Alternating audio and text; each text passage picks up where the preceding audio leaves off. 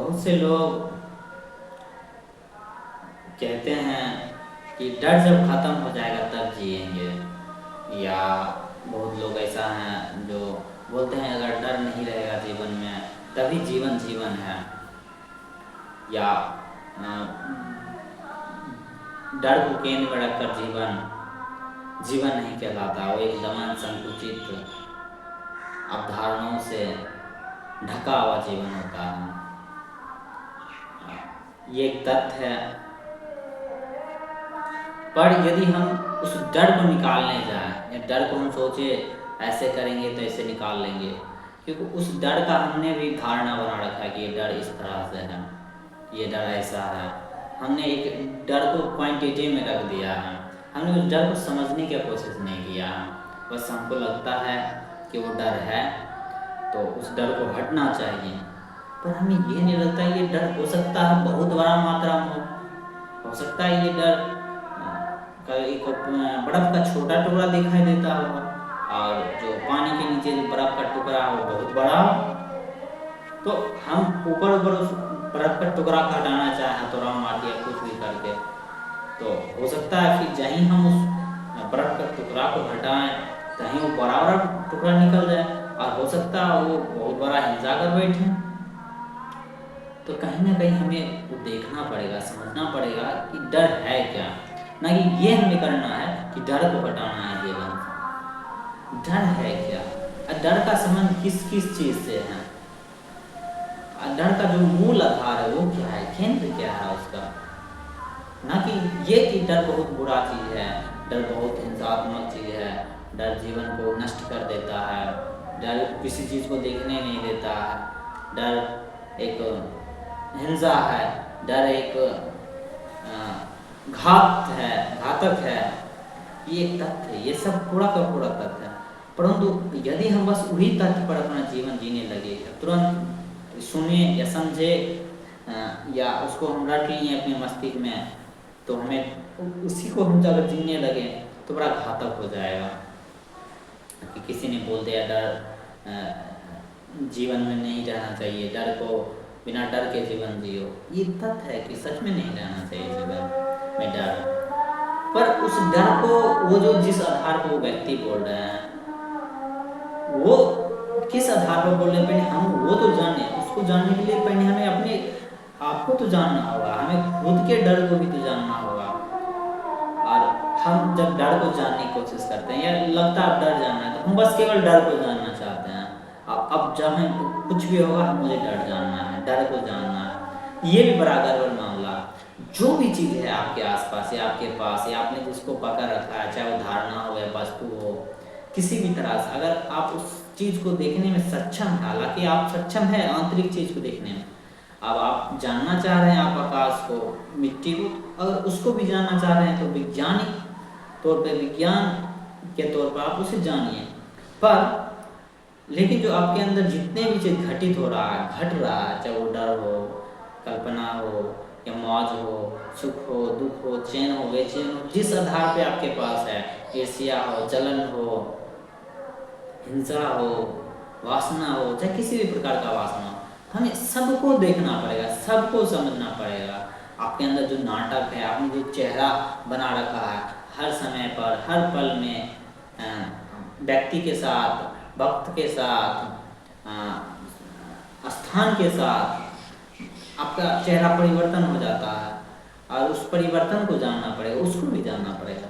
ये नहीं कि आप एक ही चीज़ को पकड़ के रखिए कि हमें डर को ही जानना है या वासना को ही जानना है। जो भी आपके जीवन में हो सकता है, कुछ ऊंचा भी हो, कुछ शांत भी हो, कुछ या एकदम नील की तरह हो, कुछ पूरा का पूरा सरल हो सकता है कुछ कोई बहुत बड़ा रावण हो आपके अंदर, हो सकता है राम भी हो। तो आपको देखना पड़ेगा कि आखिर मामला क्या है क्या इसमें, ना कि आप रावण को ही खोजने जाए और ना ही आप रावण को खोजने जाए। जो भी है, राम, रावण, गिलहरी, अर्जुन, विभीषण, धृतराष्ट्र, जो भी हो आपके पास, दुर्योधन हो, सबको देख लीजिए। जो भी है, सीता हो तो सीता को भी देखिए। पर ये नहीं कि आप पहले ही धारणा बना लीजिए सीता का, जो है उसको उसी तरह से देखिए, उसका अगर जितना हो सके उसे कम से कम नाम दीजिए, जितना हो सके उसे कम से कम परिभाषा दीजिए। हालांकि परिभाषा देना उचित है, कि आपको कदम दर कदम बढ़ना है और समझना है, तो परिभाषा देना हो ही जाता है, और मन दे ही देगा परिभाषा। आप कितना भी कोशिश करें, हमारा जो संस्कार है, जीने का जो शैली है, हम सब कुछ को परिभाषा कर लेते हैं। पर हम अगर शांत भाव से, या जैसे भी हैं, हम जो भी कर रहे हैं, जहाँ भी हैं, जिस प्रकार से भी हैं, जिस सिचुएशन में हैं, सबको देखना पड़ेगा आखिर मामला क्या, हमारे अंदर क्या घटित हो रहा है, हमारे जीवन में जो भी रिजल्ट हो रहा है, जो भी व्यक्त हो रहा है, अभिव्यक्त हो रहा है, जो भी कर्म हो रहा है, आखिर कर्ता के साथ क्या चक्कर है। तो आपको देखना पड़ेगा कि कर्ता किस तरह बदलता है, और वो जो कर्ता, उस कर्ता और कर्म का जो संबंध है वो किस प्रकार और कितना गहरा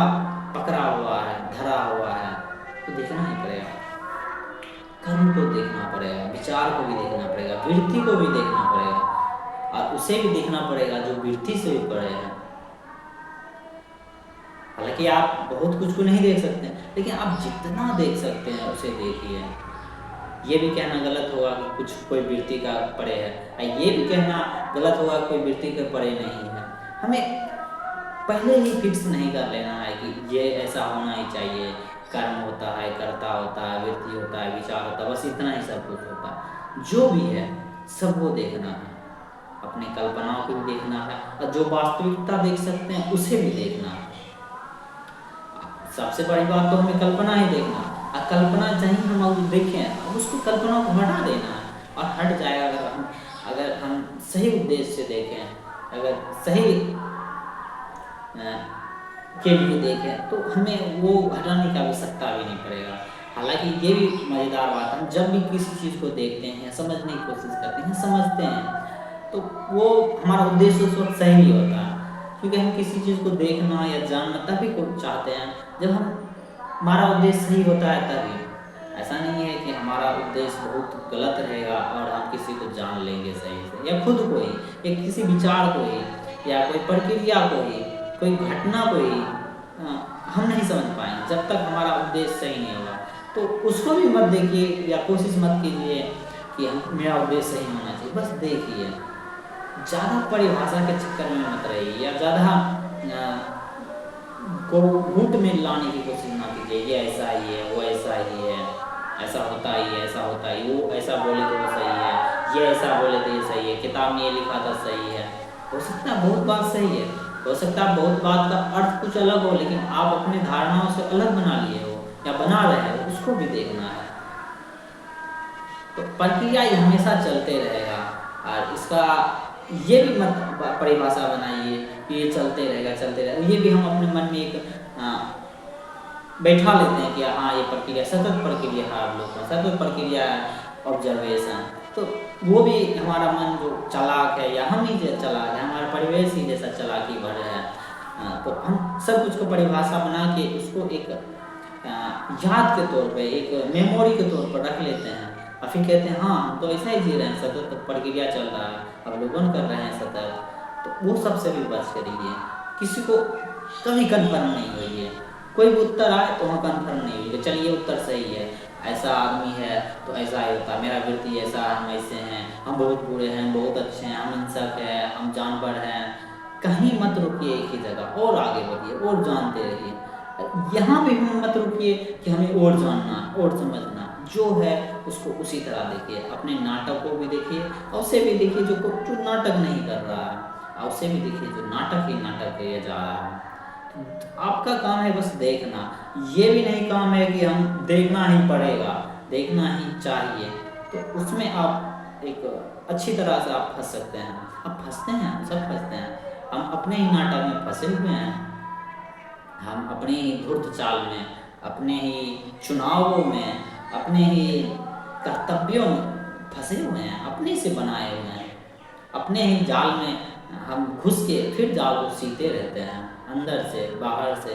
ताकि हम उसी में फंसे रहें। जैसे हो सकता है हम अपने जाल को फंसे रहते हैं। हम पिंजरा बनाते हैं प्रतिदिन, प्रतिपल, प्रत्येक विचार हमारा, प्रत्येक कल्पना, प्रत्येक धारणा हमारा पिंजरा का छर बनाता है। अब बना रहे हैं, अभी भी बना रहे हैं,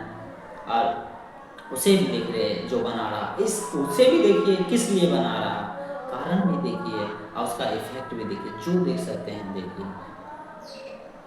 तो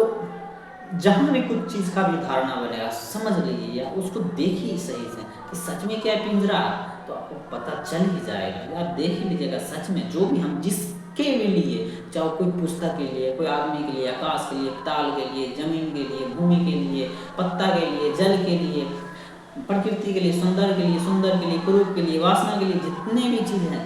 उस सब के लिए जहीं हम धारणा बनाते हैं, या कोई व्यक्ति के लिए जहीं हम धारणा बनाते हैं, तहीं हम वहाँ पर एक चीज़ कर बैठते हैं, हम हिंसा कर बैठते हैं, हम एक पिंजरा बना बैठते हैं, वो भी किसी और के लिए नहीं, खुद की अपनी आंखों पर हम चादर डाल लेते हैं, हम चश्मा गढ़ने लगते हैं, चाहे वो ज्ञान का चश्मा, चाहे हमारे अनुभव से बना हुआ ज्ञान का, चाहे हमारे प्रॉफिट के लिए, हमारे धारणाओं का बेनिफिट के लिए हमें लगता है ये लाभ हो जाएगा, वो हमारे स्वार्थ से बना हुआ है, और वो घातक होता है, खुद के लिए घातक होता है, महाघातक होता है। सबसे बड़ा घातक क्या है? वही तो है कि हमारा धारणा घातक है। और क्या है घातक? हमारा जो चश्मा जो हम पहने हैं, जो समाज पहना दिया है, परिवेश पहना दिया है, संस्कार पहना दिया है, जो हम पहन रहे हैं अपने अनुभव से, अपने वृत्तियों से, अपने विचारों से, अपने स्वार्थ के लिए जो भी हम पहन रहे हैं वो चश्मा ही तो है। जो भी हम परिभाषा कर रहे हैं चश्मा ही तो है। जहाँ भी हम देख रहे हैं, जिसको भी देख रहे हैं, चाहे खुद को ही क्यों ना देख रहे हैं, धारणा से देख रहे हैं, और जो देखने वाला है वही चश्मा पहन के बैठा और वही हम हैं। लेकिन ये भी आपको देखना होगा ना कि ये कोई बोल दिया कि आपको काला चश्मा पहन लिए आप बड़ा धूर्त हैं, नहीं, धूर्त हैं, हो सकता है धूर्त दिख जाए आपके अंदर, लेकिन और देखते रहिए, पहले ही कन्फर्म मत कर लीजिए कि हाँ हम धूर्त हैं, बहुत अच्छा नहीं है, जानवर हैं, जंगली हैं। हाँ हो सकता है ये बात तत्व तो हाँ है, ये बात तत्व पर और देखते रहिए, कन्फर्म मत हो जाइए वहीं पर कि बात यहीं पर है।